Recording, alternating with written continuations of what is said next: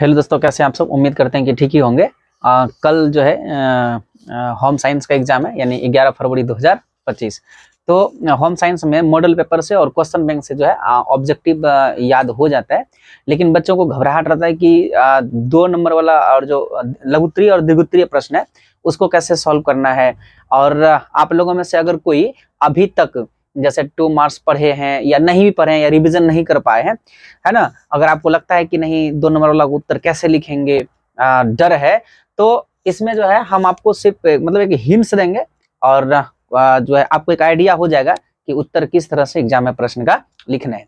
देखिए 2 नंबर वाला जो प्रश्न देता है ना, जैसे ये बेरोजगारी दे दिया, प्राकृतिक तंतु, रेडीमेड वस्त्र, इस तरह से दे देगा, बोलेगा कि इसके बारे में 30 से 40 शब्दों में लिखें।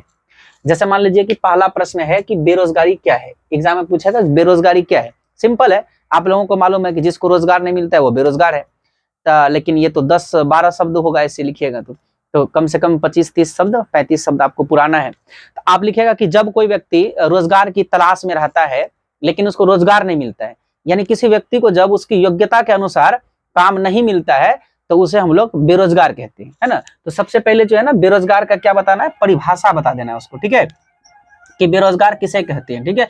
उसके बाद जो है बेरोजगार का क्या प्रभाव पड़ता है, तो बेरोजगारी का जो है ना आर्थिक और सामाजिक, है ना, दोनों आर्थिक और सामाजिक दोनों पर जो है दोनों तरह की ये समस्या बेरोजगार की समस्या है, इसका प्रभाव जो है ना देश के विकास पर भी पड़ता है। और जो है बेरोजगारी को कैसे दूर किया जा सकता है, तो बेरोजगारी को जो है शिक्षा, कौशल का विकास और रोजगार का सृजन करके जो है बेरोजगारी को दूर किया जा सकता है, ठीक ना। तो इस तरह से आप बेरोजगारी में लिख दीजिएगा कि जब कोई व्यक्ति रोजगार की तलाश में रहता है लेकिन उसको रोजगार नहीं मिलता है, यानी जब किसी व्यक्ति को उसकी योग्यता के अनुसार काम नहीं मिलता है तो उसे हम लोग बेरोजगार कहते हैं। और ये जो बेरोजगार है एक तरह का आर्थिक समस्याएं भी है और ये सामाजिक समस्याएं भी है। और बेरोजगार से केवल बेरोजगारियों को दिक्कत नहीं होता है, उसके लिए समस्या नहीं है, देश की विकास पर भी इसका प्रभाव पड़ता है। और शिक्षा कोमा ऐसे लिखे, शिक्षा कौशल का शिक्षा पा करके और कौशल का विकास करके और रोजगार का सृजन करके जो है बेरोजगारी को दूर किया जा सकता है ना। तो आप लोग लिख लोगे, कोई दिक्कत नहीं। दूसरा नंबर में है प्राकृतिक तंतु किसे कहते हैं। सिंपल है, तंतु, प्राकृतिक तंतु मतलब वे तंतु जो सीधे प्रकृति से प्राप्त होता है, प्रकृति से प्राप्त होता है, उसे हम लोग प्राकृतिक तंतु कहेंगे। सिंपल है कि वह तंतु जो सीधे प्रकृति से प्राप्त होता है उसे प्राकृतिक तंतु कहते हैं और उसे प्राकृतिक तंतु कहते हैं। और प्राकृतिक तंतु जो है ना इसका उपयोग, सबसे पहले आप जो है ना परिभाषा लिख दोगे, ठीक है, उसके बाद जो है प्राकृतिक तंतु का उपयोग में आ जाओगे, है ना, उपयोग के बारे में लिख देना है। इसके बाद जो है इसका स्रोत के बारे में, है ना, कि कहाँ कहाँ से प्राप्त किया जाता है, पेड़ पौधा ये सबसे प्राप्त किया जाता है, जीव जंतुओं से प्राप्त किया जाता है। तो एग्जाम में अगर पूछेगा ना कि प्राकृतिक तंतु किसे कहते हैं, लिखिएगा वैसा तंतु जो सीधे प्रकृति से प्राप्त किया जाता है उसे प्राकृतिक तंतु कहते हैं। इसका उपयोग विभिन्न उद्योगों में होता है, खास करके इसका उपयोग वस्त्र उद्योगों में होता है। जैसे ना देखते हैं जो कपास होता है उससे कॉटन कपड़ा यानी सूती कपड़ा बनता है, तो सूती वस्त्र उद्योगों में जो है कि तंतु का प्रयोग होता है। यानी कि जो प्राकृतिक तंतु है ना ये पौधा से भी और जीव जंतु दोनों से प्राप्त किया जाता है। जैसे पौधा से प्राप्त होने वाला अगर तंतु देखोगे तो कॉटन हो गया, इसके बाद जो है लिलन हो गया, है ना, जूट हो गया, ये सब पौधा से प्राप्त होने वाला तंतु है। जबकि पशु से यानी जंतुओं से प्राप्त होने वाला जो तंतु है वो ऊन हो गया, और उसके अलावा जो है सिल्क हो गया, ये सब जीव जंतुओं से प्राप्त होने वाला तंतु है। तो ये दोनों जो है कि आपका हो गया, कोई दिक्कत इसमें नहीं है। तो क्या लिखोगे प्राकृतिक तंतु में, वह तंतु जो प्रकृति से सीधे प्राप्त किया जाता है उसे प्राकृतिक तंतु कहते हैं। प्राकृतिक तंतु का उपयोग विभिन्न उद्योगों में किया जाता है, खास करके इसका उपयोग वस्त्र उद्योगों में होता है। और प्राकृतिक तंतु पौधों से और जीव जंतुओं से प्राप्त किया जाता है। पौधा से प्राप्त होने वाला प्राकृतिक तंतु में लिखेगा कॉटन, लिलन, जूट, और जीव जंतुओं से प्राप्त होने वाला तंतु में लिखिएगा ऊन, सिल्क इत्यादि, ठीक है, कोई दिक्कत नहीं है। अब तीसरा में आते हैं रेडीमेड वस्त्र किसे कहते हैं। देखिए एकदम सिंपल बात भाई, जो अपने लोगों के आसपास घटता है वही तो एग्जाम में आ रहा है। रेडीमेड वस्त्र किसे कहते हैं। रेडीमेड वस्त्र वह वस्त्र है जो पहले से सिलाए हुए रहता है। बेस सिंपल है, परिभाषा हो गया। रेडीमेड वस्त्र वह है जो पहले से सिलाए हुए रहता है, और रेडीमेड वस्त्र जो है कई सारे डिजाइनों में और जो है कि कई सारे फैशन के हिसाब से भी आपको वह कपड़ा मार्केट में मिल जाता है। और रेडीमेड वस्त्रों का जो है ना उत्पादन फैक्ट्रियों में अधिक संख्या में होता है, क्योंकि इसका बाजारों में मांग बहुत ज्यादा है। ठीक है, तो ये रेडीमेड वस्त्र हो गया। रेडीमेड वस्त्र में क्या होता है, मतलब कि किसी कहीं फंक्शन में जाना है, किसी कार्यक्रम में जाना है, समय नहीं है, अब सिलाने के चक्कर में रहोगे तो बहुत टाइम लग जाता है, गया सीधा पैसा दिया, रेडीमेड कपड़ा लिया, पहन लिया, चल दिया। तो रेडीमेड कपड़ा जो है ना एकदम जो है ये लोगों के लिए बहुत सहूलियत होता है, कई सारे रंगों में मिल जाता है, कई सारे साइजों में मिल जाता है, कई सारे डिजाइनों में मिल जाता है। जिस रंग का खोजिए, जिस डिजाइन का खोजिए, जिस साइज का खोजिए, वैसा आपको जो है मिल जाता है। तो ये रेडीमेड वस्त्र में आप लिख दिए। तो क्या लिखोगे आंसर में कि रेडीमेड वस्त्र वह वस्त्र है जो पहले से सिलाए हुए रहता है। ये बहुत सारे आकारों, रंगों और डिजाइनों में उपलब्ध होता है, और आजकल जो है उद्योगों में अधिक संख्या में जो है रेडीमेड वस्त्र को तैयार किया जाता है, क्योंकि बाजारों में रेडीमेड वस्त्रों की मांग बहुत ज्यादा है। इतना लिख दोगे, बस हो गया। अब आते हैं 4 नंबर में, कपड़ा धोने की रासायनिक विधि क्या है। अब देखो इसी में आंसर छुपा हुआ है। कपड़ा धोने का रासायनिक विधि है मतलब ऐसा विधि जिसमें रसायन का प्रयोग किया जाता है, यानी केमिकल का प्रयोग किया जाता है। ठीक ना, तो कपड़ा धोने की ऐसी विधि जिसमें मुख्य रूप से रसायन का प्रयोग किया जाता है। ऐसा रसायन का प्रयोग है ना, मुख्य रूप से रसायन का प्रयोग किया जाता है, ऐसा रसायन का प्रयोग जो कपड़ों से गंदगी को, दाग धब्बे को और अन्य अशुद्धियों को हटा दे। बोले था याद हुआ। कपड़ा धोने की रासायनिक विधि में मुख्य रूप से उन रसायन का यानी केमिकल पदार्थों का उपयोग किया जाता है जो कपड़ा से दाग, धब्बा और अन्य अशुद्धियों को हटाने में मदद करता है। इसका उपयोग खास करके जो है कपड़े धोने की फैक्ट्रियों और जो वाणिज्यिक धुलाई केंद्र होता है कपड़ों का, वहां पर किया जाता है ना। इसमें जो है इस विधि में साबुन, डिटर्जेंट, वॉशिंग पाउडर इत्यादि रासायनिक पदार्थों का उपयोग किया जाता है। कौन कौन सा रासायनिक पदार्थ, तो साबुन हो गया, डिटर्जेंट हो गया, वॉशिंग पाउडर हो गया, है ना, इस सब का उपयोग किया जाता है। एग्जाम में पूछेगा कपड़ा धोने की रासायनिक विधि क्या है, तो लिखिएगा कपड़ा धोने की रासायनिक विधि में मुख्य रूप से ऐसे रसायनों का उपयोग किया जाता है जो कपड़ों के दाग, धब्बे और अन्य जो अशुद्धियां होता है उनको हटाने में मदद करता है। और इसका उपयोग खास करके जो है जो बड़ा कपड़ा धोने की फैक्ट्रियां होती है या जो बड़ा वाणिज्यिक धुलाई केंद्र होता है वहां पर इसका उपयोग होता है। और इस विधि में जो है साबुन, अपमार्जक और जो है रासायनिक पदार्थों का उपयोग किया जाता है। इतना आप इसमें लिख दीजिएगा, हो गया। अगला है डिटर्जेंट या अपमार्जक क्या है। ये यार साबुन सब जो है तो ये क्या है, डिटर्जेंट है, सर्फ साबुन डिटर्जेंट है। तो अपमार्जक क्या है, तो अपमार्जक में सबसे पहले याद रखिएगा ये जो डिटर्जेंट या अपमार्जक पूछे ना, याद रखिएगा कि ये एक रासायनिक पदार्थ है। ठीक ना, सबसे पहले पॉइंट में याद रखिएगा कि ये क्या है, रासायनिक पदार्थ है। ठीक ना, अपमार्जक या डिटर्जेंट, डिटर्जेंट इंग्लिश में हुआ, अपमार्जक उसका हिंदी हुआ, तो रासायनिक पदार्थ है। तो अपमार्जक क्या है कि एक रासायनिक पदार्थ है, पहला बात आपको याद रखना है। दूसरा, इसका काम क्या होता है, इसका काम है कि गंदगी, धब्बा या तेल या अशुद्धियां, कोई कपड़ा पर अगर जैसे तेल लग गया, कोई चीज के कोई अशुद्धियां ही मतलब कोई दाग लग गया, कोई धब्बा है, तो उनको छुड़ाने का काम किसका है, डिटर्जेंट का है। तो सबसे पहले याद रखना कि अपमार्जक जो है एक रासायनिक पदार्थ होता है। इसका काम क्या होता है, ऐसे भी लोग जानते हैं कि अपमार्जक मतलब साबुन सरा हुआ तो क्या करता है, दाग धब्बा को छुड़ाता है, कपड़ों में लगी अशुद्धियों को छुड़ाता है। और इसके अलावा और क्या करता है, तो अगर तेल वगैरह का दाग लग गया है ना, चर्बी वगैरह वसा, तो उसको छुड़ाता है। तो इस प्रकार से हो गया। इसके अलावा इसका काम क्या है, इसका काम है कि पानी के साथ मिल करके कपड़े में लगे हुए दाग धब्बे को हटाना जो है ये अपमार्जक का काम है। तो अपमार्जक में या डिटर्जेंट पूछेगा तो आप लिखिएगा कि अपमार्जक एक रासायनिक पदार्थ है जो कपड़ों पर लगे दाग धब्बे, तेल और अन्य अशुद्धियों को हटाने में सहायक होता है। इसका मुख्य काम होता है पानी के साथ मिलकर के कपड़ा के दाग धब्बे को दूर करना। बोलो कोई दिक्कत नहीं है। अब आते हैं इसमें हार्मोन क्या होता है। देखो शरीर के अंदर में ना बहुत प्रकार का हार्मोन है, याद रखता, थायराइड ग्रंथि से थायरॉक्सिन हार्मोन, इधर पिट्यूटरी ग्रंथि था ना, पीयूष ग्रंथि जिसको बोलते हैं, उससे निकलता है वृद्धि हार्मोन जो शरीर की वृद्धि में मदद करता है ना। कुछ हार्मोन है जो शरीर में जो है कि शरीर का जैविक क्रियाओं को नियंत्रित करता है। कुछ हार्मोन जो है जो प्रजनन में मदद करता है, कुछ हार्मोन जो है वृद्धि विकास में मदद करता है। तो हार्मोन क्या है, सिंपल सा बात, हार्मोन क्या है, तो लिखिएगा पहला पॉइंट लिखिएगा कि हार्मोन शरीर के अंदर होने वाले बहुत सारे जैविक क्रियाओं को नियंत्रित करता है। और जो है हार्मोन रक्त के माध्यम से शरीर के विभिन्न अंगों और ऊतकों तक पहुंचता है। यानी जो हार्मोन है ना, ये रक्त के माध्यम से यानी खून के माध्यम से जो है शरीर के अलग अलग हिस्सों में, अंगों में, ऊतकों तक ये जो पहुंचता है। और इसका काम होता है शरीर का विकास करना, शरीर की वृद्धि करना, है ना, और जो है कि प्रजनन और अन्य महत्वपूर्ण शारीरिक क्रियाओं में जो है इसका योगदान होता है। मतलब अगर आपसे एग्जाम में पूछे हार्मोन क्या है, तो लिखना है कि हार्मोन जो है, हार्मोन शरीर के अंदर बहुत सारे जैविक क्रियाओं का संचालन करता है।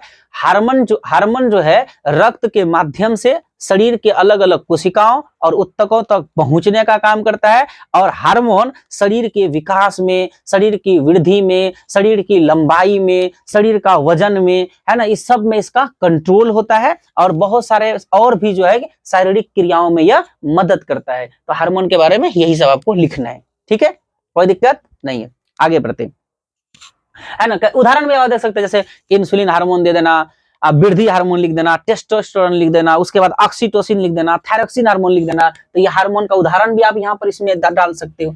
या कोई ऐसा नहीं कि फिक्स आपसे कोई परिभाषा पूछता है, 30 से 40 शब्द आपको पुराना है, बस कार्य लिखो या इसके बारे में जो भी जानकारी है आप लिख दो। ठीक है ना, उम्मीद करते हैं कि हार्मोन आप लोग लिख लोगे। उसके बाद है स्वच्छता। स्वच्छता क्या होता है ना, यहां पर देखिए स्वच्छता क्या होता है। देखो स्वच्छता मतलब ऐसा नहीं कि खाली कपड़ा धो करके पहन लिए तो हम लोग एकदम स्वच्छ हो गए या साफ सुथरे हो गए, ऐसा नहीं होता। स्वच्छता भी कई प्रकार का होता है। एक होता है क्या, शारीरिक स्वच्छता। शारीरिक स्वच्छता मतलब समय पर नाखून काटे, है ना, और जो है कि इसके बाद स्नान किए, तो ये सारी चीजें हुआ जो शारीरिक स्वच्छता है। एक होता है मानसिक स्वच्छता, मतलब ये जो दिमागी है ना, दिमागी साफ सुथरा रहना। और एक होता है पर्यावरणीय, मतलब कि चारों बगल का आवरण को, सड़क नाली या जो भी चीजें हैं उनको साफ सुथरा रखना। तो स्वच्छता का अर्थ होता है शारीरिक, मानसिक और पर्यावरणीय स्वच्छता। समझ रहे हैं ना बात। और ये जो स्वच्छता है ना, ये जो स्वच्छता है, ये आप पूछेगा ना स्वच्छता क्या होता है, तो लिखना कि स्वच्छता का अर्थ होता है शारीरिक, मानसिक और पर्यावरणीय पर्यावरणीय रूप से साफ सुथरा रहना। ठीक है, क्या लिखोगे, स्वच्छता का अर्थ होता है शारीरिक, मानसिक और पर्यावरणीय रूप से साफ सुथरा रहना। और स्वच्छता हम लोगों को न केवल गंदगी और संक्रमण से बचाता है, बल्कि यह मानसिक शांति और सकारात्मक ऊर्जा से भी हम लोगों को भर देता है।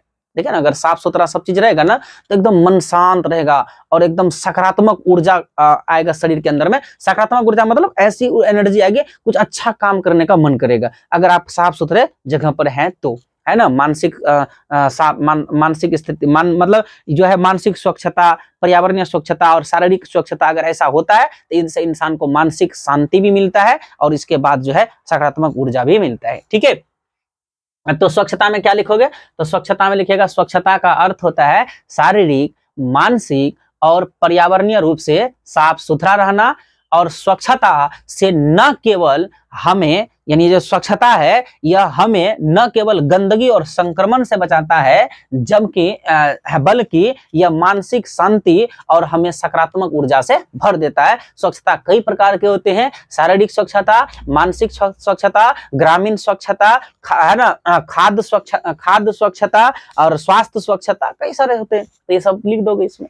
अब 8 नंबर में आते हैं, प्रदूषण क्या होते हैं। ठीक ना, ये भी इंपॉर्टेंट है। देखिए जैसे ये वातावरण है, जल है, वायु है, भूमि है और भी अन्य प्राकृतिक पदार्थ है, संसाधन है। अगर इन सबों में मनुष्य के क्रियाकलाप से, यानी इंसानों के द्वारा जब इन सबों में हानिकारक तत्व समावेश कर दिया जाता है तो ऐसी स्थिति को ही प्रदूषण कहा जाता है। और प्रदूषण जो है स्वास्थ्य के लिए हानिकारक होता है। प्रदूषण कई प्रकार के होते हैं, जल प्रदूषण, वायु प्रदूषण, ध्वनि प्रदूषण, मृदा प्रदूषण। ठीक है ना, इसमें तो आप बहुत कुछ लिख सकते हैं। फिर से एक बार सुन लीजिए कि जब मनुष्य के द्वारा यानी इंसान के द्वारा वातावरण, जल, वायु, मिट्टी इत्यादि में हानिकारक तत्वों का समावेश कर दिया जाता है, यानी हानिकारक तत्वों को मिला दिया जाता है, तो इस स्थिति को ही प्रदूषण कहा जाता है। और प्रदूषण जो है यह जीव जंतुओं पर जो है इसका नकारात्मक प्रभाव पड़ता है। और प्रदूषण कई प्रकार के होते हैं, है ना, जैसे जल प्रदूषण, वायु प्रदूषण, ध्वनि प्रदूषण, मृदा प्रदूषण। तो हमको उम्मीद है कि आप प्रदूषण के बारे में भी लिख लीजिएगा। अब आता है खाद्य स्वच्छता, है ना। ये देखिए खाद्य स्वच्छता, खाद्य मतलब हो गया क्या, खाने वाला पदार्थ, और स्वच्छता मतलब साफ सुथरा, यानी खाने वाले पदार्थ को साफ सुथरा रखिए, कीटाणुओं से, रोगाणुओं से, यानी हानिकारक तत्वों से खाद्य पदार्थ को, यानी खाने वाले भोजन को बचाना ही खाद्य स्वच्छता कहलाता है ना। अगर खाद्य स्वच्छ रहेगा, यानी खाद्य पदार्थ अगर स्वच्छ रहेगा, तो हम लोग जो है कि खाद्य पदार्थ, गंदे खाद्य पदार्थ खाने से जो हम लोगों के शरीर में हानि होगा, वो हानि बिल्कुल नहीं होगा। तो खाद्य स्वच्छता किसे कहेंगे, तो खाद्य पदार्थों को, है ना, सुरक्षित रखना, साफ सुथरा और स्वस्थ रखना, यही प्रक्रिया खाद्य स्वच्छता कहलाता है। तो याद रखिएगा, खाद्य पदार्थों को सुरक्षित, साफ सुथरा और स्वस्थ रखने की प्रक्रिया को खाद्य स्वच्छता कहते हैं। इसका उद्देश्य क्या होता है, खाद्य स्वच्छता का उद्देश्य होता है, जब भी ये सब प्रश्न पूछेगा ना इस टाइप से, सोचेगा कि इसका परिभाषा क्या होगा, इसका उद्देश्य क्या होगा, इसका प्रभाव क्या होगा, इसको दूर कैसे किया जा सकता है। इसी टाइप से 4-5 बात सोचिएगा ना, क्या, परिभाषा, हानि, बात समझ रहे ना, परिभाषा, हानि, उद्देश्य, प्रभाव, ठीक है ना, और लाभ या इसको सुधारने का उपाय। इस तरह से 4-5 बात सोचिएगा ना, तो अपने आप हर एक पॉइंट के बारे में आपके पास जो है ना एक अच्छा आंसर तैयार हो जाएगा। ठीक है, तो बोलो खाद्य स्वच्छता किसे कहेंगे, तो खाद्य पदार्थों को सड़ने गलने से बचाने के लिए जो कदम उठाया जाता है, उसे, इस प्रक्रिया को खाद्य स्वच्छता कहते हैं। मतलब खाद्य पदार्थों को सुरक्षित और साफ सुथरा रखने की प्रक्रिया खाद्य स्वच्छता कहलाता है। और खाद्य स्वच्छता का उद्देश्य होता है खाद्य पदार्थों को रोगाणुओं, कीटाणुओं और अन्य हानिकारक जीवाणुओं से, अन्य हानिकारक पदार्थों से बचाना। ठीक है, और खाद्य स्वच्छता के वजह से जो खाने से संबंधित रोग होता है, उससे हमारे शरीर की रक्षा होता है। मान लीजिए अगर आप खाद्य स्वच्छता नहीं करिएगा, खाद्य पदार्थ मतलब खाने वाला पदार्थ में जो है कि रोगाणु, कीटाणु, जीवाणु वो सब मिल जाएगा, हानिकारक तत्व मिल जाएगा, आप जब खाइएगा तो बॉडी को नुकसान पहुंचाएगा। तब उसके बाद है स्तनपान। स्तनपान बोलिए या स्तन निमोचन भोजन बोलिए, एक ही बात है। लिखिएगा कि जब शिशु का जन्म होता है, तो उस शिशु को जब माँ अपने स्तन से दूध पिलाती है, तो इस क्रिया को स्तनपान कहा जाता है। और स्तनपान जो है ये बच्चों के लिए अमृत के समान होता है, क्योंकि माँ का जो दूध होता है वो बच्चे आसानी से पचा लेता है। और स्तनपान कराने से जो बच्चे दूध, मतलब जो दूध पीते हैं बच्चा, जो अपने शरीर बॉडी के अंदर लेते हैं, वह बच्चों को रोगों से लड़ने की क्षमता में बच्चों के अंदर पैदा करता है। समझे कि नहीं जी। ये स्तनपान के बारे में। इस तरह से कितना हो गया, टोटल 10 हो गया। एक बार रिपीट कर लेते हैं कि बेरोजगारी क्या है। तो लिखिएगा, जब कोई व्यक्ति काम करना चाहता है लेकिन उसको काम नहीं मिलता है, जब किसी व्यक्ति को उसकी योग्यता के अनुसार काम नहीं मिलता है, तो इस स्थिति को बेरोजगारी कहा जाता है। बेरोजगारी जो है एक आर्थिक और सामाजिक समस्याएं है। बेरोजगारी का प्रभाव जो है केवल उस व्यक्ति पर नहीं पड़ता है जो बेरोजगार है, बल्कि देश के विकास पर भी इसका प्रभाव पड़ता है। और जो है शिक्षा और जो है कि कौशल का विकास और रोजगार का सृजन करके बेरोजगारी को दूर किया जा सकता है। प्राकृतिक तंतु किसे कहते हैं, वैसा तंतु जो सीधे प्रकृति से प्राप्त होता है उसे प्राकृतिक तंतु कहते हैं। प्राकृतिक तंतुओं का उपयोग विभिन्न उद्योगों में किया जाता है, खास करके जो है वस्त्र उद्योगों में इसका उपयोग किया जाता है। प्राकृतिक तंतु पौधों और जीव जंतुओं से प्राप्त किया जाता है, ये सब याद रखना है। रेडीमेड वस्त्र क्या है, तो रेडीमेड वस्त्र वह वस्त्र है जो पहले से सिलाए हुए रहता है। ये बहुत सारे रंगों में, बहुत सारे आकारों में, बहुत सारे डिजाइनों में, बहुत सारे फैशनों में जो है बाजार में उपलब्ध होता है। आजकल जो है उद्योगों के द्वारा बहुत अधिक संख्या में रेडीमेड वस्त्र जो है तैयार किया जा रहा है, क्योंकि इसका बाजार में बहुत ज्यादा मांग है।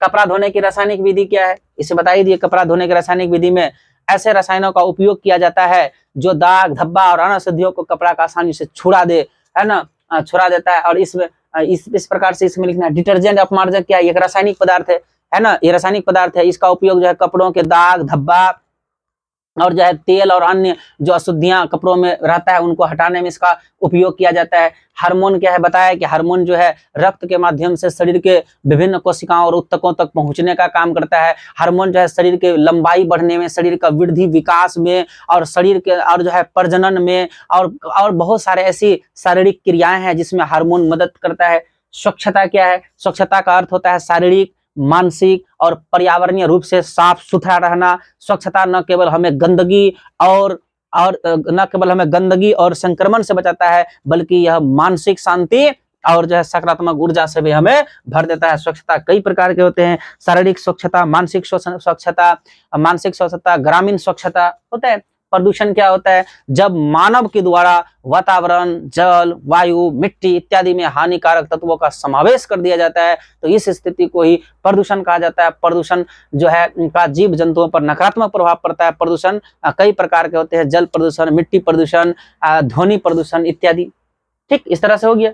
तो 10 नंबर तक बता ही दिए। 11 नंबर में आते हैं। देखो 11 नंबर में है बचत क्या होता है। देखिए, आय और उपभोग का जो अंतर होता है वो बचत कहलाता है। यानी जब कोई व्यक्ति काम करके कुछ पैसा अर्जित करता है और उस पैसा को उपभोग की वस्तुओं पर खर्च कर देता है, उसके बाद जो पैसा उसके पास बच जाता है वह उसका बचत कहलाता है। और बचत जो है ना किसी भी इंसान के लिए बहुत जरूरी होता है, क्योंकि वो भविष्य में जो है काम आता है। मान लीजिए कोई अचानक कोई आकस्मिक घटनाएं हो गई उसमें, या कोई आपका बड़ा लक्ष्य है तो उसको प्राप्त करने में और जो है बुढ़ापा में भी जो है ये बचत मदद करता है लोगों का। तो इस तरह से बचत में आप 30-40 पॉइंट पूरा लोगे।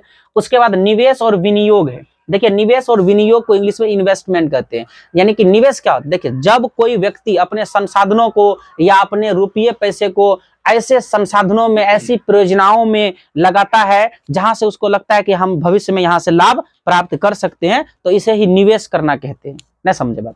जब कोई व्यक्ति अपने पूंजी को, है ना, कुछ ऐसे अपने पूंजी को या अपने संसाधन को ऐसे परियोजनाओं में या ऐसे व्यवसायों में लगाता है जहां से उसको लगता है कि भविष्य में हमें यहां से लाभ या प्राप्त हो सकता है, या यहां से हमें इनकम भविष्य में आएगा, तो इसे ही निवेश कहते हैं। और निवेश जो है ना ये जोखिमों से भरा होता है, क्योंकि कई जगह पर निवेश करने के बाद जो है वहां से लाभ और इनकम नहीं आता है, नुकसान ही हो जाता है। इसलिए निवेश जो है जोखिमों से भरा भी होता है। इसके अलावा है कपड़ों की वार्षिक देखभाल क्या होता है। देखिए, कुछ कपड़ा होता है ना जो हम लोग रोज पहनते हैं, तो उसका देखभाल हम लोग रोज करते रहते हैं, उसकी धुलाई जो है कि होते ही रहता है। लेकिन कुछ कपड़ा ऐसा होता है जिसको कुछ खास अवसरों पर ही, जैसे मान लीजिए कोई कार्यक्रम है या जो है कोई पूजा पाठ है या फिर और शादी विवाह है या बर्थडे है, तो इस सब मौकों पर हम लोग पहनते हैं। तो कुछ कपड़ा ऐसा होता है जो हम लोग उपयोग जो है ना वर्ष में 1-2 बार ही करते हैं, तो उसका देखभाल भी वार्षिक ही होता है। तो वार्षिक देखभाल में जैसे कपड़ा अगर फटा है तो उसको सिल देंगे, अच्छे से उसकी धुलाई करेंगे, उसके बाद जो है उनको इस्त्री कर लेंगे, फिर उसके बाद जो है उसको अच्छे से समेट करके कागज में लिपट करके ऐसे जगह पर रखेंगे जहां पर कीड़ा बीरा नहीं लगे। तो ये सब जो है कपड़ा के वार्षिक देखभाल के अंतर्गत आता है, तो ये सब आपको लिखना है। उसके बाद है स्टार्च लगाना यानी कड़ा करना, है ना। स्टार्च लगाना यानी कड़ा करना। ये स्टार्च लगाना क्या होता है? देखो, वस्त्रों का स्टार्च लगाना कपड़ों की एक प्रक्रिया है जिसमें कपड़ों पर एक प्रकार का स्टार्च लगाया जाता है ताकि कपड़ा में कठोरता और उसका चमक बरकरार रहे। यानी जो कपड़ा होता है ना उसकी कठोरता और उसकी चमक को बरकरार रखने के लिए जो है कपड़ों में स्टार्च लगाया जाता है। यह विशेष रूप से उन कपड़ों में उपयोग किया जाता है जिन्हें ठोस रूप में रखना चाहिए, जैसे शर्ट हो गया, कुर्ता हो गया, पैंट हो गया, या अन्य प्रकार के और भी कपड़े जिसके शेप बने रहना चाहिए, मतलब जिसको हम लोग क्रीच बोलते हैं ना, वो एकदम बना रहना चाहिए। तो वैसे कपड़ों में जो है स्टार्च लगाया जाता है। और स्टार्च लगाने से क्या होता है? कपड़ा का रूप और कपड़ा का जो लुक है ना वो बेहतर हो जाता है, और कपड़ा पर जो है ना झुर्रियां नहीं पड़ता है ना। तो ये फायदा होता है स्टार्च का। तो स्टार्च में क्या लिखोगे? तो स्टार्च लगाना कपड़ों की एक प्रक्रिया है, इसमें कपड़ों पर जो है एक प्रकार का स्टार्च लगाया जाता है ताकि कपड़ों का जो है कठोरता और उसका चमक बरकरार रहे। यह विशेष रूप से उन कपड़ों के लिए उपयोगी होता है जिन्हें ठोस रूप में रखना चाहिए, जैसे शर्ट, पैंट, कुर्ता, है ना। इस प्रकार का कपड़ा जिसमें कि एकदम शेप यानी क्रीच एकदम बना हुआ रहना चाहिए, वो बिगड़ना नहीं चाहिए, तो उस वैसे कपड़ों में ही स्टार्च लगाया जाता है। स्टार्च लगाने से कपड़े का रूप और कपड़े का लुक ये एकदम बेहतर हो जाता है और कपड़े में कम झुर्रियां पड़ता है। ठीक है ना। अगला है निर्जलीकरण क्या होता है। अब निर्जलीकरण आप लोग जानते होंगे, है ना। निर्जलीकरण क्या होता है? जब दस्त हो गया, उल्टी हो गया, या मल मूत्र हो गया, या पसीना हो गया, इस सब के द्वारा जब शरीर से जल की अधिक मात्रा है बाहर निकल जाए, यानी जल जैसे देखिए अगर दस्त हो रहा है, लगातार पतला दस्त हो रहा है, या उल्टी हो रहा है, या फिर ये सब में होता क्या है कि शरीर से जल तो आता ही है, और जल के साथ साथ शरीर के लिए जो आवश्यक खनिज लवण है वो भी शरीर से बाहर आ जाता है, और जो भी शरीर के बाहर आ जाता है तो इससे क्या था, शरीर एकदम से शरीर में जो है बहुत ज्यादा वीकनेस आ जाता है, तो इसी स्थिति को निर्जलीकरण कहते हैं, ठीक ना। तो आप निर्जलीकरण अगर पूछे तो क्या लिखिएगा, लिखिएगा जब किसी व्यक्ति के शरीर से दस्त, उल्टी, मल मूत्र इत्यादि के जरिए से जब अधिक मात्रा में शरीर से जल और अन्य खनिज लवण जल के साथ बाहर आ जाता है तो इस स्थिति को ही निर्जलीकरण कहा जाता है, और इस स्थिति में इंसान की मृत्यु भी हो सकता है ना। तो और जो है कि निर्जलीकरण से बचने के लिए ORS का घोल पिया जाता है। किसका घोल पीते हैं, तो ORS का घोल भी पिया जाता है, ठीक है। आगे बढ़ते हैं। अगला प्रश्न है कि किशोरावस्था क्या होता है। देखिए किशोरावस्था का ना सब किताब में अलग अलग जगह देखते हैं कि अलग अलग लिखा हुआ है। तो किशोरावस्था में आप याद रख लीजिएगा कि 10 से 19 साल तक के जो का काल होता है इसको किशोरावस्था का काल कहा जाता है, याद रहेगा। 10 से लेकर के 19 वर्ष तक का जो काल होता है इसको किशोरावस्था का काल कहा जाता है। ये वो काल होता है जब व्यक्ति को शारीरिक, मानसिक और भावनात्मक रूप से व्यक्ति में बहुत सारे बदलाव आते हैं। मतलब शारीरिक बदलाव आता है, मानसिक बदलाव आता है। शरीर जो है कि 10 साल से पहले जैसा रहता है, 10 से 19 साल के अंदर में शरीर में पूरा बदलाव आ जाता है, और आपका मानसिक मतलब जो आपको सोचने का कैपेसिटी, क्षमता है वो एकदम से बदल जाता है ना। तो इसमें 2 पॉइंट आप लोग याद रखिएगा। किशोरावस्था कि 10 वर्ष से लेकर के 19 वर्ष तक की अवस्था को किशोरावस्था का काल कहा जाता है, और यह वह समय होता है जब व्यक्ति शारीरिक, मानसिक और भावनात्मक रूप से बड़े बदलावों से गुजरता है, और ये किशोरावस्था में शारीरिक और मानसिक विकास जो है तेजी से होता है, और किशोरावस्था में सही मार्गदर्शन और समर्थन की बच्चों को आवश्यकता होती है ताकि वह सकारात्मक तरीके से अपने जीवन में जो है आगे बढ़ सके, है ना। तो ये है किशोरावस्था, बोलो याद हो गया। 10 वर्ष से लेके 19 वर्ष तक के काल को किशोरावस्था का काल कहा जाता है, और इस किशोरावस्था में व्यक्ति का शारीरिक, मानसिक और भावनात्मक रूप से उसमें बहुत सारे बदलाव आता है ना। शारीरिक और मानसिक विकास होता है, और इस काल में सही मार्गदर्शन और समर्थन की आवश्यकता होता है ताकि व्यक्ति जो है सकारात्मक तरीके से अपने जीवन में आगे बढ़ सके, ठीक ना। ये हो गया। अब आते हैं अमीनो अम्ल क्या होता है। थोड़ा सा इस पर ध्यान दीजिएगा कि अमीनो अम्ल क्या होता है। सबसे पहले याद रखना कि ये जो अमीनो अम्ल है ना ये एक जैविक यौगिक है। क्या याद रखोगे, यह एक जैविक यौगिक है। और प्रोटीन का नाम सुने, प्रोटीन का, तो प्रोटीन के निर्माण में जो है ना ये अमीनो अम्ल की बहुत बड़ी भूमिका होती है, ठीक है। तो 2 पॉइंट याद हो गया कि अमीनो अम्ल जो है ये एक जैविक यौगिक है, और इसका जो उपयोग होता है वो प्रोटीन के निर्माण में होता है, और ये अमीनो अम्ल जो है कार्बन, हाइड्रोजन, ऑक्सीजन और नाइट्रोजन जैसे तत्वों से बना होता है। तो सबसे पहले क्या याद रखोगे, यह एक जैविक यौगिक होता है। इसका उपयोग जो है क्या चीज के निर्माण में होता है, प्रोटीन के निर्माण में होता है। ये किन किन तत्वों से मिलकर बना हुआ है, तो कार्बन, ऑक्सीजन, हाइड्रोजन और नाइट्रोजन, ठीक है, से ये बना होता है। और यह अमीनो अम्ल जो है ना शरीर के लिए बहुत आवश्यक होता है, क्योंकि यह क्यों शरीर के लिए आवश्यक होता है, क्योंकि शरीर का उत्तक, कोशिका, अंग है ना, इस सब के लिए जो है ना बहुत जरूरी होता है इसके विकास के लिए। अमीनो अम्ल शरीर के उत्तकों, शरीर के कोशिकाओं और शरीर के अंगों के विकास के लिए जो है अमीनो अम्ल बहुत जरूरी होता है। उम्मीद करते हैं कि अमीनो अम्ल भी समझ में आ गया होगा। अमीनो अम्ल एक जैविक यौगिक है, इसका उपयोग प्रोटीन के निर्माण में होता है। अमीनो अम्ल हाइड्रोजन, कार्बन, ऑक्सीजन और नाइट्रोजन जैसे तत्वों से मिलकर बना होता है। यह शरीर के लिए बहुत आवश्यक होता है, और शरीर के अंगों, कोशिकाओं और उत्तकों के निर्माण में इसकी बहुत बड़ी भूमिका होती है।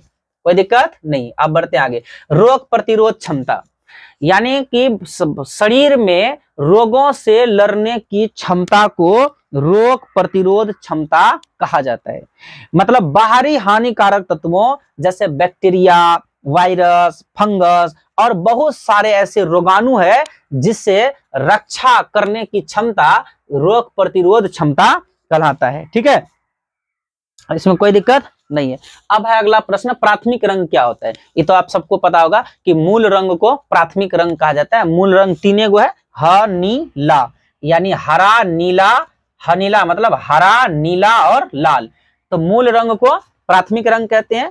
प्राथमिक रंग से मिलकर के ही द्वितीयक रंग बनते हैं। प्राथमिक रंग तीन है, हरा, नीला और लाल, बस, कोई दिक्कत नहीं। अब आते हैं गर्भवती महिलाएं क्या होती है, तो ये आप सबको मालूम है गर्भवती महिलाएं क्या होती है। तो आप लिखिएगा कि गर्भवती महिलाएं वह महिला होती है जो गर्भ में बच्चे पालने की स्थिति में होता है। मतलब जो महिलाएं गर्भ में बच्चा पालने की स्थिति में रहती है वो गर्भवती महिलाएं कहलाती है।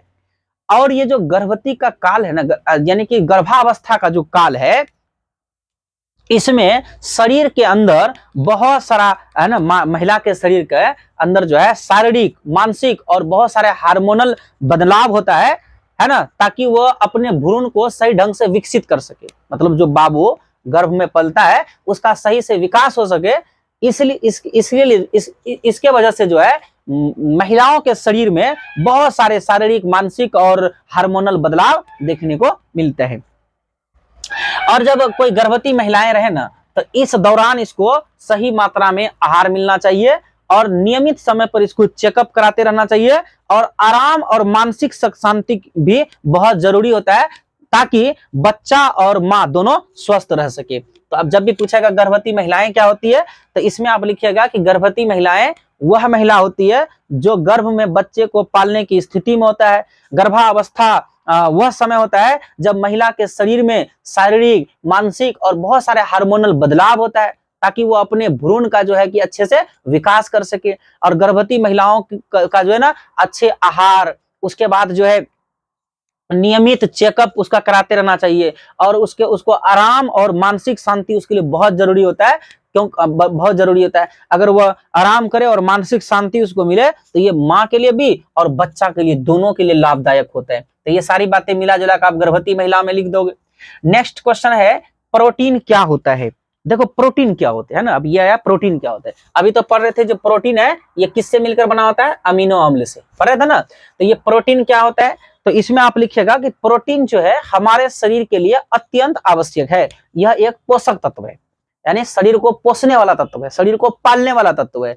तो एक तो ऐसे याद रह जाएगा कि प्रोटीन हमारे शरीर के लिए बहुत महत्वपूर्ण है, यह एक पोषक तत्व है। यह शरीर के लिए क्यों आवश्यक है? क्योंकि शरीर में जो अंग है, अंग है जो शरीर की कोशिका उत्तक है ना, कोशिका के मिलने से उत्तक, कोशिका के समूह उत्तक, उत्तकों के समूह को अंग।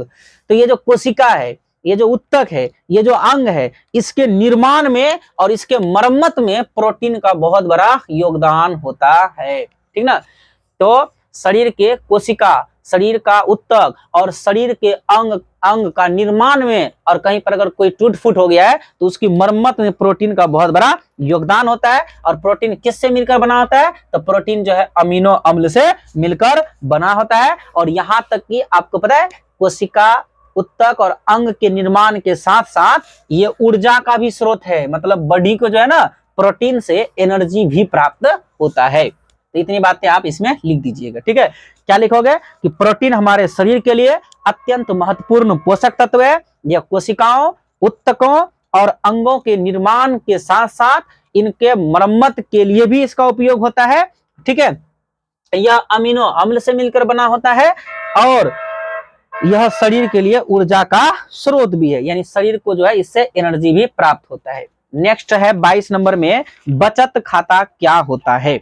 देखिए बचत खाता जो है ना, ये बैंक में खुलाया गया एक प्रकार का खाता होता है और इसमें अपनी बचत को सुरक्षित रखने और उसको बढ़ाने के लिए खोला जाता है। यानी जब कोई व्यक्ति कमाता है और रोजमर्रा की सारी जरूरतों को पूरा करने के बाद अगर कुछ पैसा बच जाता है तो घर में रखने से ज्यादा सुरक्षित होता है कि वो बैंक में अपनी बचत खाता खुला करके उसी में रख दे, है ना, तो वहां ज्यादा सुरक्षित रहता है।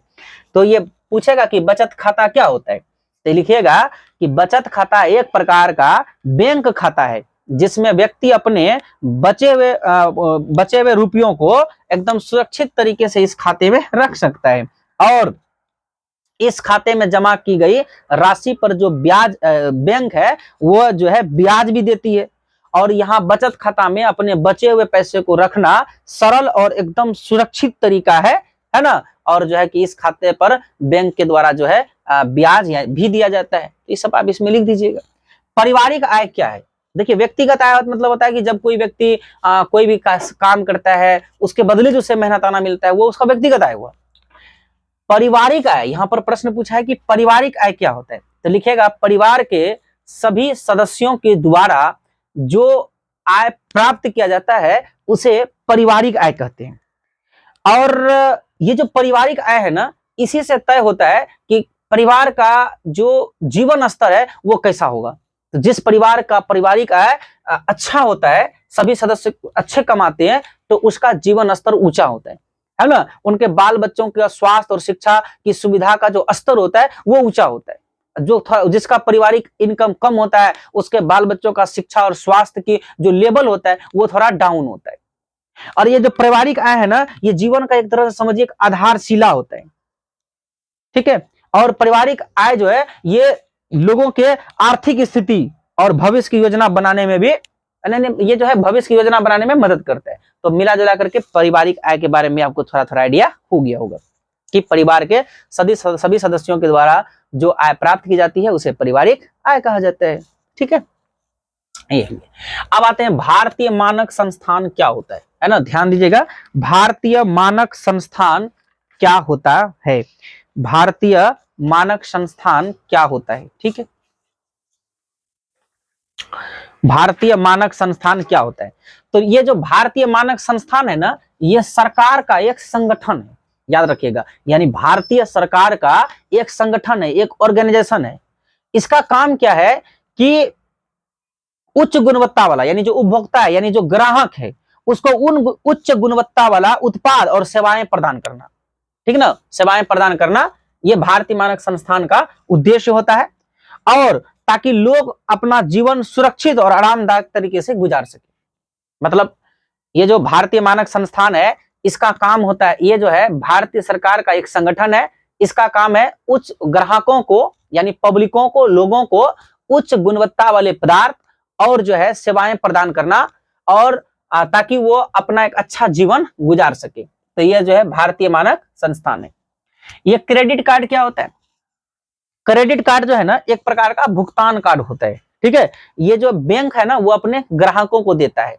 और क्रेडिट कार्ड में बैंक क्या करता है, एक निश्चित राशि निर्धारित कर देती है, और वो जो कस्टमर है वो उस निश्चित राशि के अंदर जो है उस क्रेडिट कार्ड के माध्यम से वस्तुओं को खरीद सकता है, ठीक है ना। अगर पैसा नहीं भी है तो उस क्रेडिट कार्ड के माध्यम से उस में निर्धारित की गई राशि के अंदर जो है वस्तुओं खरीद सकता है। बाद में उस कस्टमर को जो है ना, फिर बैंक को या जिस वित्त संस्थान से वो मिला तो उनको फिर भुगतान करना पड़ता है। तो ये आपका क्रेडिट कार्ड हो गया।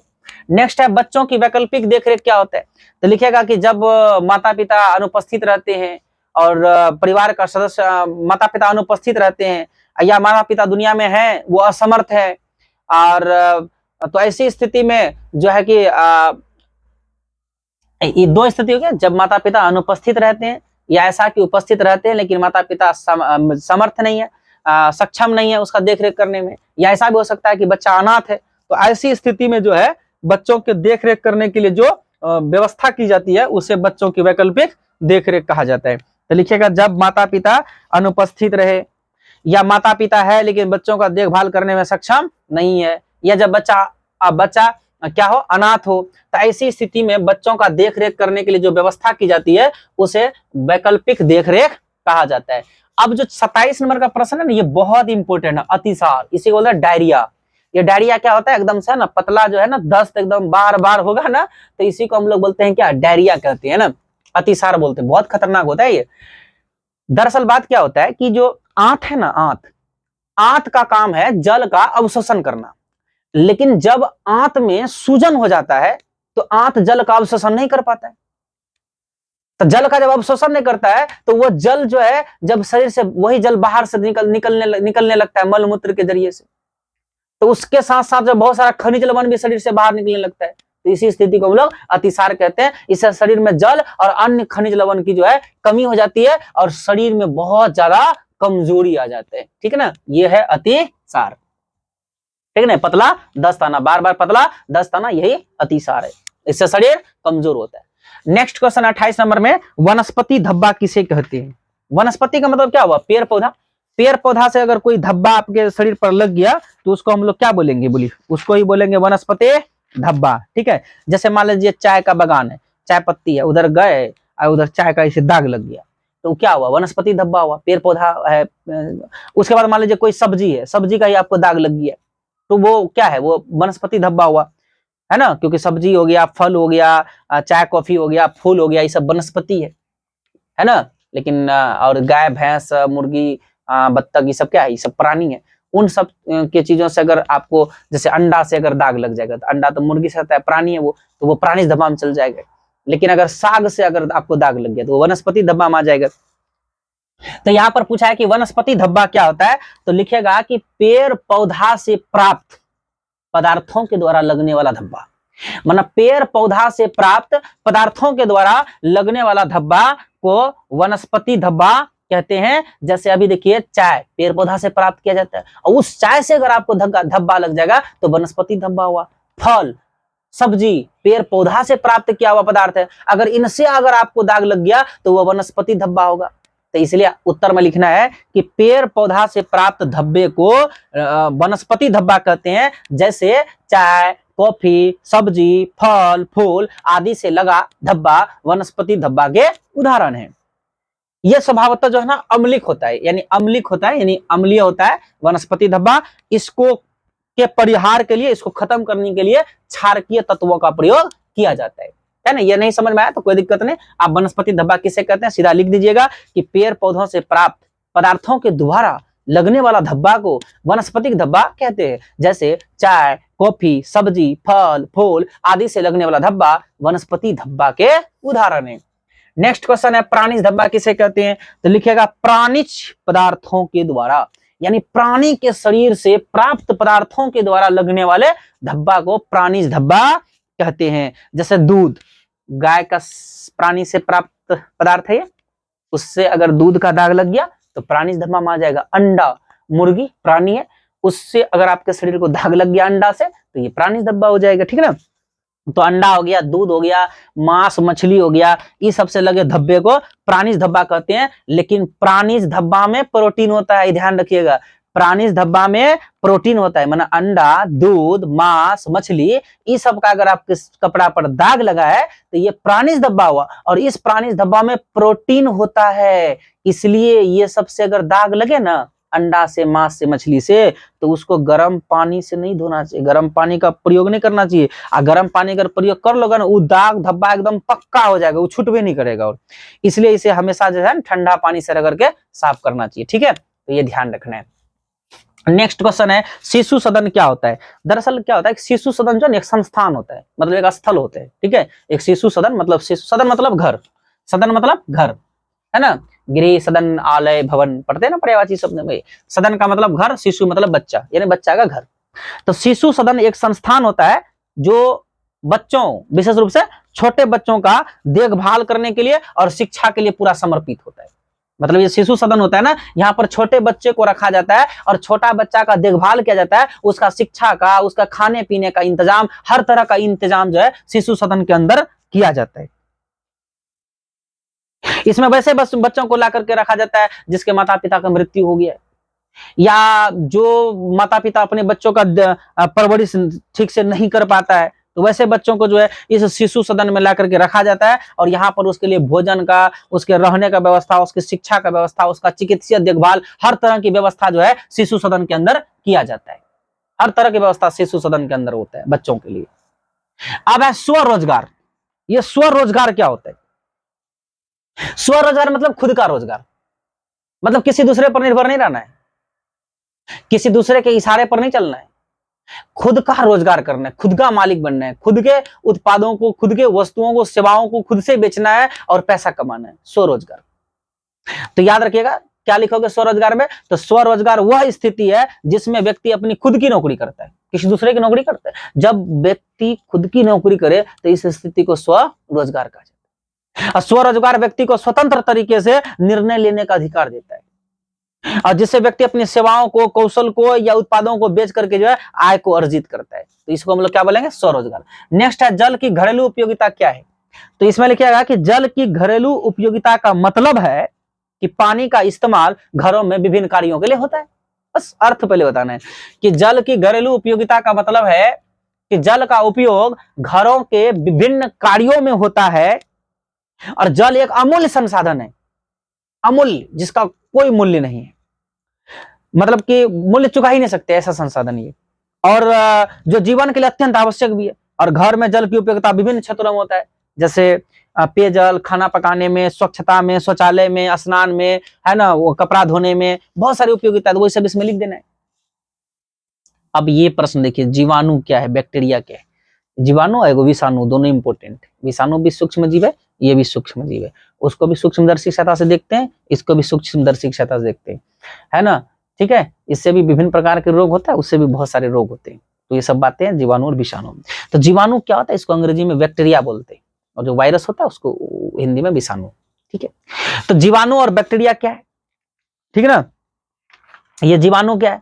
तो सबसे पहले आपको याद रखना है कि जीवाणु जो है ना, ये सूक्ष्म आकार का, मतलब बहुत छोटा होता है और एक कोशिकीय होता है, बहुत छोटा होता है और एक कोशिकीय सूक्ष्म जीव है। तो ये पहला पॉइंट में लिखिएगा, पहला लाइन में, कि जीवाणु सूक्ष्म आकार का एक कोशिकीय सूक्ष्म जीव होता है जो बिना नाभिक वाला होता है। इसमें नाभिक भी नहीं होता है जीवाणु में, ठीक ना, इसमें नाभिक नहीं होता है। और प्रकृति में यह कई जगह पर पाया जाता है, जैसे मिट्टी में, जल में, और बहुत जगह पर ये आपको मिल जाएगा। लोगों के शरीर के अंदर में, है ना, ये जीवाणु मिल जाएगा, मिट्टी में मिल जाएगा, जल में मिल जाएगा, जीवों के शरीर में मिल जाएगा। तो ये इस तरह से वायरस भी है, वायरस भी का भी यही हाल है, और इसको सूक्ष्मदर्शी के सहायता से देखा जाता है। इससे अनेक प्रकार की बीमारियां भी होती है। तो ये सब आप जो है इसमें लिख दीजिएगा कि जीवाणु सूक्ष्म आकार का होता है, जीवाणु एक कोशिकीय होता है, जीवाणु बिना नाभिक वाला होता है, जीवाणु जल, मिट्टी और जीवों के शरीर के अंदर में रहता है। इससे अनेक प्रकार की बीमारियां भी होती है। जीवाणु को सूक्ष्मदर्शी की सहायता से देखा जा सकता है। तो इस तरह से जीवाणु के बारे में थोड़ा थोड़ा समझ बन गया होगा। आगे बढ़ते हैं। सूक्ष्म पोषक तत्व क्या होता है? देखिए, सूक्ष्म पोषक तत्व जो है ना, में बहुत सारे विटामिन और खनिज लवण मिले होते हैं, ठीक है ना। ये जो सूक्ष्म पोषक तत्व है, इसमें बहुत सारे विटामिन और बहुत सारे खनिज पदार्थ जो है शामिल होता है। ये शरीर के जैविक क्रियाओं में संचालन में मदद करता है, और जैसे कि शरीर के अंदर ऊर्जा का उत्पादन करना, कोशिका का निर्माण करना, शरीर को बहुत सारे रोगों से बचाना, ये सब ना जैविक क्रिया हुआ, तो इसमें जो है मदद करता है। तो याद रखना, सूक्ष्म पोषक तत्व पूछेगा तो लिखना सूक्ष्म पोषक तत्व में बहुत सारे विटामिन और खनिज लवण शामिल होता है। ये शरीर के विभिन्न जैविक क्रियाओं में मदद करता है, जैसे शरीर में ऊर्जा का उत्पादन, कोशिकाओं का निर्माण और अन्य रोगों से शरीरों का रक्षा करना, ये सूक्ष्म पोषक तत्व का काम है। 35 नंबर में बालवाड़ी क्या होता है ना, बालवाड़ी क्या होता है, इसी को बोलते हैं किंडरगार्टन स्कूल, ठीक है ना। ये जो बालवाड़ी है ना, ये बच्चों का, छोटा जो बच्चा होता है, ये बच्चों का प्रारंभिक शैक्षिक संस्थान है। बच्चा सबसे पहले प्राइमरी और मिडिल में नहीं जाता है, सबसे पहले इसी स्कूल में जाता है, बालवाड़ी में। तो बालवाड़ी जो है बच्चों का एक प्रारंभिक शैक्षिक संस्थान है, जहां छोटे बच्चों, आमतौर पर जो है 3 से लेकर के 6 साल तक के बच्चों का यहाँ पर जो है कि शिक्षा प्राप्त करने की व्यवस्था होती है। और इस विद्यालय में बच्चों के मानसिक, शारीरिक और सामाजिक विकास को बढ़ावा देने के लिए इस विद्यालय को डिजाइन किया जाता है, कि बच्चों का मानसिक, सामाजिक और जो है शारीरिक विकास हो, इसको ध्यान में रखते हुए जो है बालवाड़ी जो विद्यालय होता है, इसको डिजाइन किया जाता है ना, इसको बनाया जाता है, ठीक है ना।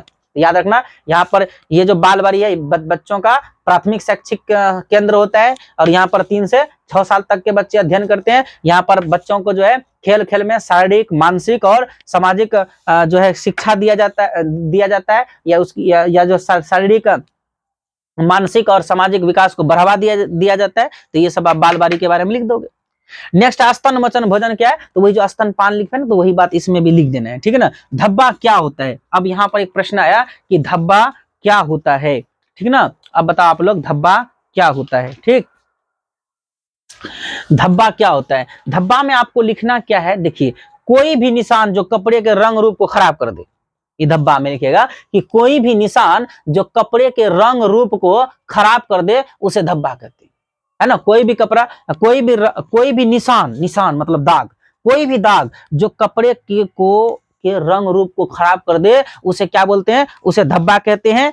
जैसे कपड़ों में जो है वनस्पति का दाग लग जाए या कोई प्राणिज पदार्थ का दाग लग जाए, है ना, जैसे मान लीजिए कपड़ा पर अंडा का दाग लग गया, मांस मछली का दाग लग गया, तो ये क्या है, वो धब्बा का उदाहरण है। उसके बाद धब्बा अनेक प्रकार का होता है, वनस्पतिक धब्बा होता है, खनिज धब्बा होता है, प्राणिज धब्बा होता है, ठीक ना। तो इस प्रकार से धब्बा का प्रकार भी इसमें जोड़ दीजिएगा, तो धब्बा किसे कहते हैं, धब्बा का उदाहरण दे देना है, धब्बा के प्रकार लिख देना है, तो इस तरह से धब्बा कंप्लीट, आपका 30-40 शब्द कंप्लीट हो जाएगा।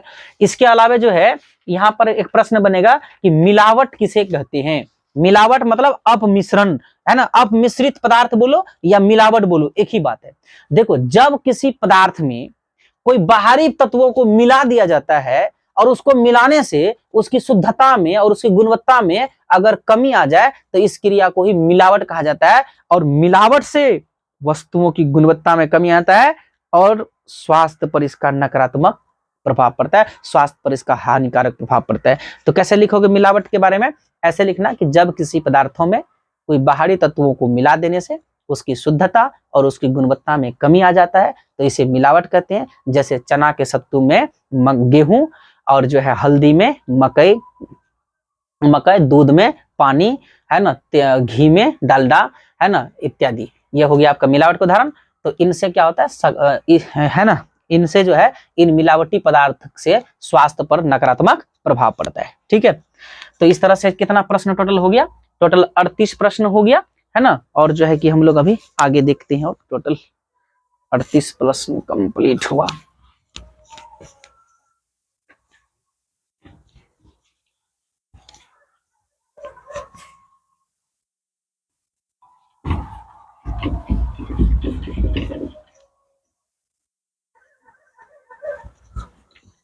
अब देखिए 39 नंबर में, 39 नंबर में, ये 38 नंबर तो हुआ, 39 नंबर में है उपभोक्ता शिक्षा क्या होता है। अब थोड़ा सा ध्यान दीजिएगा, उपभोक्ता शिक्षा, उपभोक्ता मतलब होता है ग्राहक, उपभोक्ता का मतलब क्या होता है, ग्राहक होता है। तो उपभोक्ता शिक्षा के अंतर्गत क्या क्या चीजें शामिल होता है, उपभोक्ता शिक्षा में क्या सिखाया जाता होगा, क्या मतलब चीज को लेकर के जागरूक किया जाता होगा। तो लिखिएगा उपभोक्ता शिक्षा के अंतर्गत उपभोक्ता के अधिकार, उपभोक्ता का कर्तव्य और धोखाधड़ी से बचने का उपाय, यही सब जो है उपभोक्ता शिक्षा में शामिल होता है। और उपभोक्ता शिक्षा का उद्देश्य होता है कि जो उपभोक्ता है इस किसी तरह भी जो है ये ठगाए नहीं, किसी भी वस्तु को खरीदने में जो है इसके साथ धोखाधड़ी ना हो और धोखाधड़ी से ये बच जाए, ये उपभोक्ता शिक्षा है। बोलो याद, समझ में आया। उपभोक्ता शिक्षा के अंतर्गत उपभोक्ता के कर्तव्य, उपभोक्ता के अधिकार और धोखाधड़ी से बचने के उपाय शामिल होते हैं। और उपभोक्ता शिक्षा का उद्देश्य होता है उपभोक्ता को जागरूक करना, ताकि उपभोक्ता अगर कोई भी वस्तु बाजार में खरीदने जाए तो उसके साथ कोई धोखाधड़ी ना हो, ठीक ना, और वो धोखाधड़ी से बच जाए। तो इसमें इतना बात लिख दीजिएगा। नेक्स्ट है अवसरोचित वस्त्र क्या होता है ना, 40 नंबर में अवसरोचित वस्त्र क्या होता है। देखो, कुछ वस्त्र होता है अवसरोचित वस्त्र, कुछ सरोचित, अवसरोचित वस्त्र, कुछ वस्त्र होता है जो हम लोग डेली पहनते हैं, लेकिन कुछ वस्त्र देखिए यहीं पर लिखा हुआ है अवसर यानी मौका पर, ठीक ना। कुछ वस्त्र ऐसा होता है जिसको हम लोग विशेष जो है कि अवसर पर, जैसे कोई कार्यक्रम हुआ, कोई धार्मिक कार्यक्रम हुआ, कोई उत्सव हुआ, शादी विवाह हुआ, बर्थडे हुआ, उस पर जो पहनते हैं उसी कपड़ा को हम लोग जो है वस्त्र को अवसरोचित वस्त्र कहते हैं। मतलब वैसा वस्त्र जिसे विशेष कार्यक्रमों जैसे शादी विवाह, बर्थडे, है ना, या और भी कोई खास मौका है तो उस पर जब पहना जाता है कपड़ा को तो उसको हम लोग कौन सा वस्त्र बोलेंगे, तो उसे हम लोग अवसरोचित वस्त्र कहते हैं, है ना, उसे अवसरोचित वस्त्र कहते हैं। ठीक है, इसके बाद ना एक और प्रश्न आता है बाल अपराध क्या होता है ना, 41 नंबर में बाल अपराध क्या होता है। बाल मतलब क्या होता है, बच्चा, छोटा बच्चा के द्वारा जो अपराध किया जाता है उसको बाल अपराध कहते हैं, ठीक ना, ये बाल अपराध कहते हैं। तो इसके बारे में थोड़ा सुनिएगा ध्यान से। बाल अपराध उन अपराधों को कहा जाता है जो नाबालिगों के द्वारा किया जाता है, मतलब जो बालिग नहीं होता, जिसका उम्र 18 साल नहीं होता है, उससे जो छोटा होता है, तो जो नाबालिगों के द्वारा जो अपराध किया जाता है उसको बाल अपराध कहा जाता है। अब बाल अपराध एक गंभीर समस्या है जिसे समाज और सरकार दोनों मिलकर के सुलझा सकता है ना। बच्चों को आवश्यक यह है कि बच्चों को सही मार्गदर्शन, शिक्षा और मानसिक समर्थन प्रदान किया जाए ताकि वह इस तरह का अपराध न करे। और एक सकारात्मक जीवन जी सके। तो बच्चे, माँ बाप बच्चों के लिए अच्छी शिक्षा की व्यवस्था करके और सरकार और दोनों जो है मिल करके जो है बाल अपराध पर नियंत्रण पा सकते हैं। तो मेन बात समझ आएगा, बाल अपराध क्या होता है कि बच्चा यानी नाबालिग बच्चों के द्वारा जो अपराध किया जाता है उसे बाल अपराध कहते हैं। ये गंभीर समस्या है। सरकार और परिवार दोनों को मिलकर, जो दोनों मिलकर के इसको आसानी से सुलझा सकते हैं, ठीक है ना, बाल अपराध को। नेक्स्ट है 42 नंबर में, संक्रामक रोग क्या होता है ना। संक्रामक रोग किसे कहेंगे, जल्दी से बताइए। संक्रामक रोग आया था ना, कोरोना, कोविड-19 याद है, वो भी संक्रामक रोग था। तो वैसा रोग जो एक व्यक्ति से दूसरे व्यक्ति को हो जाए उसे संक्रामक रोग कहते हैं। कोरोना वायरस, दांत खाज खुजली, चेचक, है कि नहीं, टीबी, है ना, एक खांसेगा तो दूसरे को भी हो जाता है, और चेचक हो गया, कोविड-19, कोरोना हो गया, उसके बाद जो है दांत खाज खुजली हो गया, ये सब संक्रामक रोग का उदाहरण है। तो पूछेगा संक्रामक रोग किसे कहते हैं, तो वैसा रोग जो एक व्यक्ति से दूसरे व्यक्ति को हो जाए उसे संक्रामक रोग कहते हैं।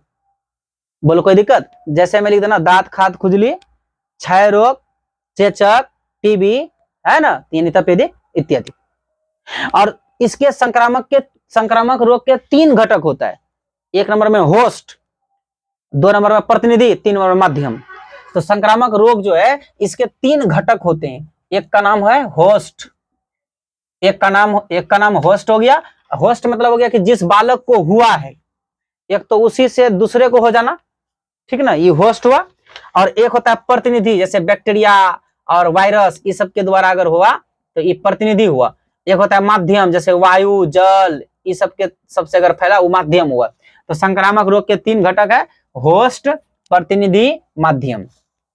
तो पूछेगा संक्रामक रोग किसे कहते हैं, वह रोग जो एक व्यक्ति से दूसरे व्यक्ति को हो जाता है उसे संक्रामक रोग कहते हैं। जैसे टीबी, दांत खाज खुजली, चेचक, ये सब संक्रामक रोग के उदाहरण है। संक्रामक रोग के 3 घटक होते हैं, होस्ट, प्रतिनिधि और माध्यम। होस्ट, प्रतिनिधि और माध्यम। 43 नंबर में कोलोस्ट्रम, है ना, 43 नंबर में कोलोस्ट्रम। कोलोस्ट्रम मतलब हुआ, ये कोलोस्ट्रम क्या होता है सुनिए। जब कोई महिलाएं शिशु को जन्म देती है तो उसका जो पहला दूध होता है ना, तो उसको कोलेस्ट्रम कहा जाता है। और कोलेस्ट्रम माता का प्रथम दूध होता है, और ये बच्चों के लिए, छोटे बच्चों के लिए यह अमृत के समान होता है, क्योंकि इस कोलेस्ट्रम में उच्च मात्रा में प्रोटीन, विटामिन और अन्य खनिज लवण जो है वो इसमें मौजूद होता है ना, और एंटीबॉडीज मौजूद होता है, जो बच्चों को अनेक रोगों से लड़ने का क्षमता बच्चों के अंदर विकसित करता है। तो पूछेगा कोलेस्ट्रम क्या है, तो लिखना कि कोलेस्ट्रम जो है माता का ये प्रथम दूध होता है, बच्चों के लिए ये अमृत के समान होता है, ये गाढ़ा होता है, और जो है इस कोलेस्ट्रम में जो है उच्च मात्रा में प्रोटीन, विटामिन और बहुत सारे खनिज और एंटीबॉडीज जो है इसमें मौजूद होता है, जो बच्चों के अंदर रोग प्रतिरोध क्षमता को विकसित करता है, यानी रोगों से लड़ने की क्षमता लाता है। मतलब यह जो है ना, माता के स्तन से आने वाला पहला दूध है, और ये बच्चों के लिए बहुत जरूरी है। जो बच्चा पी लेगा ना तो उसके अंदर रोग प्रतिरोध क्षमता बहुत विकसित हो जाता है, मतलब उसके शरीर में ना रोगों से लड़ने की क्षमता आ जाता है। इसलिए कहा जाता है कि जो कोलेस्ट्रम है ना, ये माता के, ये बच्चों के लिए क्या है, अमृत के समान है। तो कोलेस्ट्रम के बारे में याद हो गया। अब आते हैं 44 नंबर में, समेकित बाल विकास योजना, ठीक है ना, समेकित बाल विकास योजना। 50 टोटल कंप्लीट करना है ना, 44 और 6 प्रश्न देखेंगे। समेकित बाल विकास योजना, ये समेकित बाल विकास योजना क्या होता है, याद रखना, भारत सरकार के द्वारा, किसका, ये किसका योजना है, भारत सरकार का। भारत सरकार के द्वारा 1975 में समेकित बाल विकास योजना लाया गया। इसका उद्देश्य क्या है, इसका उद्देश्य है जो शिशु है वो, और जो शिशु की माता है वो, और जो गर्भवती महिला है वो, यानी तीनों को हर तरह का उनका विकास करना, उसका समग्र विकास करना, और कुपोषण से उसको बचाना, और जितनी मात्रा में उसको चीजों की आवश्यकता है ना, तो उनको प्राप्त होना, यानी उसको दिलाना। तो ये तो समेकित बाल विकास जो है ये भारत सरकार की एक योजना है, 1975 में आया था। इसका उद्देश्य है कुपोषण जैसी समस्याओं को दूर करना, और जो गर्भवती महिलाएं हैं, जो शिशु है, जो शिशु के माता है, उनका जो है कि समग्र विकास करना, यह समेकित बाल विकास योजना का उद्देश्य है। इसके बाद एक प्रश्न और बन सकता है, बीसीजी क्या होता है ना, बीसीजी क्या होता है, आप लोग ऑब्जेक्टिव में पढ़े होंगे बीसीजी। बीसीजी जो है ना टीका होता है, किस रोग में दिया जाता है, तो ये टीबी में दिया जाता है। तो पहले आप अगर मान लीजिए कि 2 नंबर में आपको पूछे तो क्या लिखोगे, लिखना बीसीजी का पूर्ण रूप यानी full form bacillus comet Guérin होता है। इसको इंजेक्शन के रूप में ये टीका दिया जाता है और जन्म के 1 सप्ताह के अंदर दिया जाता है, और कुछ केस में तो 124 घंटा के अंदर भी बच्चों को देना पड़ता है, और यह टीबी के उपचार के लिए दिया जाता है। अगर सही समय में बच्चों को ये नहीं दिया जाए तो इससे सबसे ज्यादा शरीर का और अंग तो प्रभावित होता ही है, लेकिन सबसे ज्यादा फेफड़ा प्रभावित होता है, तो इसलिए बच्चों को यह टीका दिया जाता है। तो याद रखना, तो ये बीसीजी का फुल फॉर्म होता है बैसिलस कॉमेट ग्यूरिन। यह किसके रूप में दिया जाता है, इंजेक्शन के रूप में दिया जाता है, 1 सप्ताह भर के अंदर दिया जाता है, जरूरत पड़ने पर 24 घंटा के अंदर भी बच्चों को दिया जाता है। कौन से रोग की रक्षा के लिए, टीबी यानी तपेदिक की रक्षा के लिए दिया जाता है। और जो है कि अगर ये सही समय पर ना दिया जाए तो बच्चों में और भी प्रॉब्लम बाकी बहुत सारा है, लेकिन फेफड़ा सबसे ज्यादा प्रभावित हो जाएगा। ठीक है, तो कोई दिक्कत नहीं है। अब आते हैं 46 नंबर में, खमीरीकरण क्या होता है, खमीरीकरण है ना, ये भी प्रश्न एग्जाम में आता है, खमीरीकरण क्या होता है, खमीरीकरण। अच्छा देखो ना, दूध होता है ना, दूध, दूध में ला करके जीवाणु मिला देते तो दूध फट के क्या होता है, दही बन जाता है ना। तो याद रखिएगा कि वह प्रक्रिया जिसमें कुछ सूक्ष्म जीवों को भोजन में मिला दिया जाता है, सूक्ष्म जीवों को, छोटे छोटे जीवाणुओं को भोजन में मिला दिया जाता है, तो उसी को खमीरीकरण कहते हैं। ये ना करते हम लोग, दूध मिला करके छोटे छोटे जीवाणुओं को दही में रहता है, उसी को मिला दिए दूध मिला करके, तो दूध जो है दही बन जाता है। तो जब भोज्य पदार्थों में यानी खाने वाले चीजों में सूक्ष्म जीव को मिला दिया जाता है तो उसी को हम लोग खमीरीकरण कहते हैं। और इसी खमीरीकरण विधि से ही दही, ढोकला, इडली, डोसा ये सब तैयार होता है, खमीरीकरण से दही, ढोकला, इडली और डोसा ये सब तैयार होता है। ठीक है, नेक्स्ट है 46 के बाद 47 नंबर में खाद्य अपमिश्रण। ठीक ना, 47 नंबर में खाद्य अपमिश्रण। खाद्य अपमिश्रण बोलिए, या इसी को बच्चा मिलावट कहा जाता है। तो जो अभी मिलावट में पढ़ाए थे ना कि जब किसी पदार्थ में कोई बाहरी तत्व मिला दिया जाता है और बाहरी तत्व मिलाने से अगर उसकी शुद्धता और उसकी गुणवत्ता में कमी होता है तो ये वह मिलावट कहलाता है, और मिलावट जो है स्वास्थ्य के लिए हानिकारक होता है। तो वही आपका इसमें भी वही बात लिखना है। उसके बाद होता है कुपोषण, 48 नंबर में है कि कुपोषण क्या होता है ना। 48 नंबर प्रश्न है, कुपोषण क्या होता है। जब एक व्यक्ति को जितनी मात्रा में कार्बोहाइड्रेट, प्रोटीन, वसा यानी शरीर को जितनी मात्रा में हर एक चीजों की आवश्यकता होता है, अगर उतनी मात्रा में उसके शरीर को नहीं मिले तो उसको हम लोग कुपोषण कहते हैं। और ज्यादा भी नहीं और कम भी नहीं होना चाहिए, ठीक ना। ज्यादा हो तो भी कुपोषण है, कम हो तो भी कुपोषण है, ठीक ना। जब कोई बच्चा को हर एक चीजें अगर संतुलित मात्रा में कार्बोहाइड्रेट, प्रोटीन, वसा, विटामिन अगर नहीं मिलने लगता है तो देखो ना कुपोषण का शिकार हो जाता है। एकदम से यही पेट इतना निकल जाएगा, माथा छोटा हो जाता है, उम्र ज्यादा होगा, दिखेगा बहुत कम उम्र का, तो इस तरह से हो जाते हैं। तो कुपोषण में क्या होता है, लिखना कि जितनी मात्रा में उसे भोजन चाहिए या जो भी संतुलित आहार उनको मिलना चाहिए वो उसको जब नहीं मिलता है तो जो है कि कुपोषण का शिकार हो जाता है, जिससे शारीरिक वृद्धि और विकास सही से नहीं हो पाता है, हड्डी और मांसपेशियों का विकास नहीं हो पाता है उनका सही से। अगर कोई इंसान कुपोषण का शिकार हो जाता है तो उसका मानसिक विकास और शारीरिक विकास जो है वो अवरुद्ध हो जाता है। ये सारी बातें आपको लिख देना है, ठीक है। तो इस प्रकार से जो है ना ये कंप्लीट हुआ, ठीक है। तो इसमें जो है हम लोग कितने प्रश्न किए, टोटल 48 क्वेश्चन हुआ है ना, 48 हुआ। और देखिए अब इसमें से प्रश्न आता है या नहीं आता है, ठीक है ना। आप इसको 1-2 बार ठीक से सुन लीजिए, है ना। और उसके बाद देखिए तो मैंने टोटल इसमें कितना प्रश्न कराया आप लोगों को, 48। कल एग्जाम है और क्या है ना, देखिए जैसे एग्जाम में ना पहले आपको कितना 70 में से 35 ऑब्जेक्टिव बनाना पड़ता है, तो 35 आप रंगाइए, पढ़िए, आराम से पढ़िए आप। और देखिए जैसे आप पढ़कर क्वेश्चन बैंक वगैरह जाइएगा तो उसमें कुछ तो मिलेगा ही। 35 रंगाए, फिर उसके बाद जब 2 नंबर वाला बनाने आइएगा ना, तो जैसे अभी देखें ना ये सब जो है तो क्या बहुत सारा ऐसा प्रश्न कि नामे में उसका सब कुछ छिपा हुआ है। अब देखोगे तो एक बार लगेगा नहीं यार इसके बारे में ये हो सकता है। जैसे सोचोगे कि इसका परिभाषा क्या होगा, ये इसका होने का कारण क्या है, इसका स्रोत मतलब कहाँ चीजें प्राप्त होता है, इसका हानि क्या है, इसका लाभ क्या है, इसको दूर कैसे कर सकते हैं। इस तरह से अगर कई एंगल से आप सोचने की कोशिश करोगे तो ये 2 नंबर का प्रश्न का उत्तर आसानी से आप दे दोगे, ठीक है। चलिए तब, है ना। आप सबको बेस्ट ऑफ लक, ठीक है। फिर अब बाद में मिलते हैं।